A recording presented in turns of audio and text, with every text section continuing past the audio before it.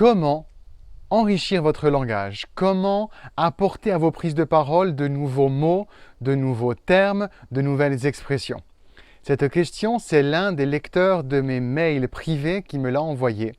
Et je suis heureux de vous donner ici un écho plus large ici dans ce contenu sur ma chaîne YouTube. Si vous souhaitez chaque matin recevoir des conseils, astuces, techniques concernant l'art de prendre la parole, l'élocution, la prise de parole au sens large, c'est le premier lien en dessous. Faites-le dès maintenant. Bernard m'a posé cette question parce qu'il est formateur. Il connaît cette situation de chercher, d'aller nourrir, d'aller générer l'attention de ses apprenantes et apprenants. Cette situation, elle peut être la même quand vous êtes fréquemment en visite chez vos clients, si vous êtes fréquemment en réunion avec vos collègues et partenaires et que vous sentez bien que, à mesure que les semaines passent, il y a une certaine lassitude qui se met en place. Alors, rien de tel que de changer vos termes, d'apporter de nouvelles colorations de langage. Ici, sur mon blog, dans la chaîne, vous avez un contenu sur la façon d'affirmer la voix, le tonus, la pose de voix. Ça, c'est évidemment toute la partie usinage de la voix et ça représente un panel très important dans le pourcentage que représente le langage non verbal. Mais intéressons-nous un petit peu aussi au langage verbal, au choix des mots. Alors, voici quelques astuces pour enrichir votre langage. Vous allez l'enrichir par l'écoute. Une écoute active, une écoute précise, une écoute définie avec un carnet à la main, une fiche Bristol ou, plus modernement parlant, avec une application à portée de main comme Evernote. L'idée ici va être de noter chaque mot qui vous plaît, même des mots qui peuvent être un petit peu éloignés de votre langage professionnel, car ça peut être un moyen déjà d'entraîner votre voix et de pourquoi pas le caser. Vous savez, ce type de challenge qu'on pouvait avoir quand on était ado ou jeune enfant, de demander à ses parents dans la conversation du dimanche après-midi d'employer un mot qui pouvait passer saugrenu, mais on était attentif à ce qu'il ne soit passé. En tout cas, c'était un des petits jeux qu'on jouait. Peut-être que c'est de là aussi qu'est venue cette grande passion pour les mots. Vous allez chercher les mots qui vous challenge. Vous pouvez avoir aussi usage de l'outil de l'évocation des 5 sens. Évoquer les sens, les suggérer, les nommer par un champ lexical choisi, c'est la meilleure stratégie pour créer de façon mécanique chez les gens une écoute. Quand vous évoquez un parfum, quand vous évoquez une couleur, quand vous suggérez une texture, un goût, tout ça évoque chez les gens une sorte de canal secret, un passage secret vers l'écoute. Maintenant, vous pouvez par les lectures aller chercher de nouveaux mots. Mais le mot juste écrit, ça n'est que à peine la moitié du chemin du travail de fait. L'autre moitié, elle est votre mise en pratique.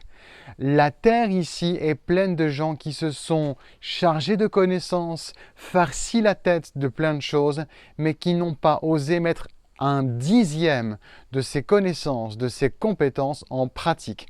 Si vous voulez faire une différence notable, pratiquez à peine la connaissance engrangée. Pratiquez, pratiquez, pratiquez. Et à ce moment-là, ça va rentrer dans vos cellules, ça va rentrer dans votre ADN. C'est ça le but de tout ce partage de connaissances ici sur ma chaîne et sur mon blog.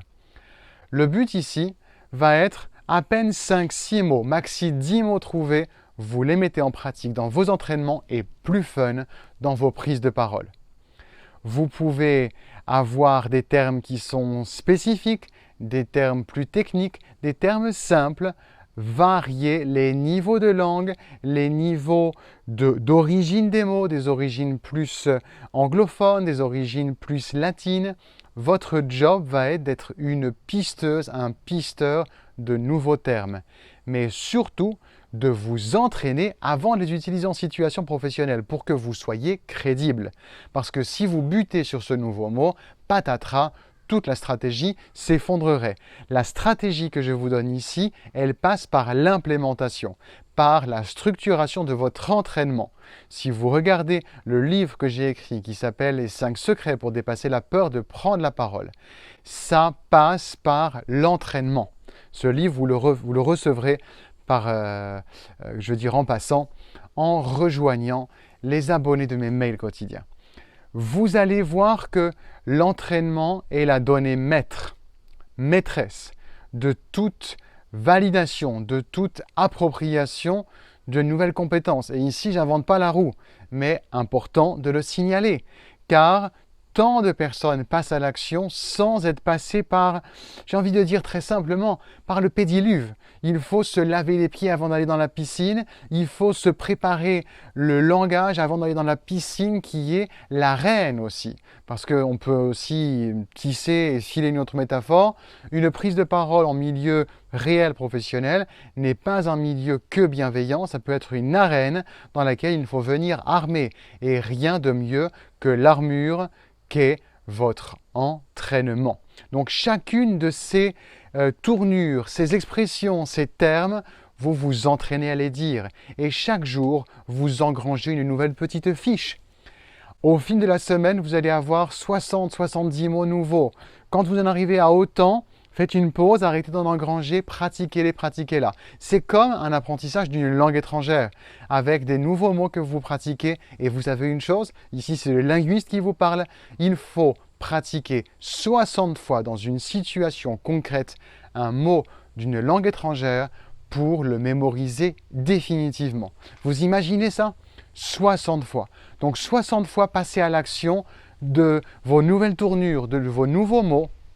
Et là, vous allez être quelqu'un qui sait nourrir l'attention, capter l'attention avec des variances de langage, des mots, des images que vous allez adapter au public qui est face à vous.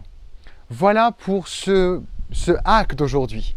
Soyez des traqueuses, des traqueurs, des détectives de nouvelles terminologies.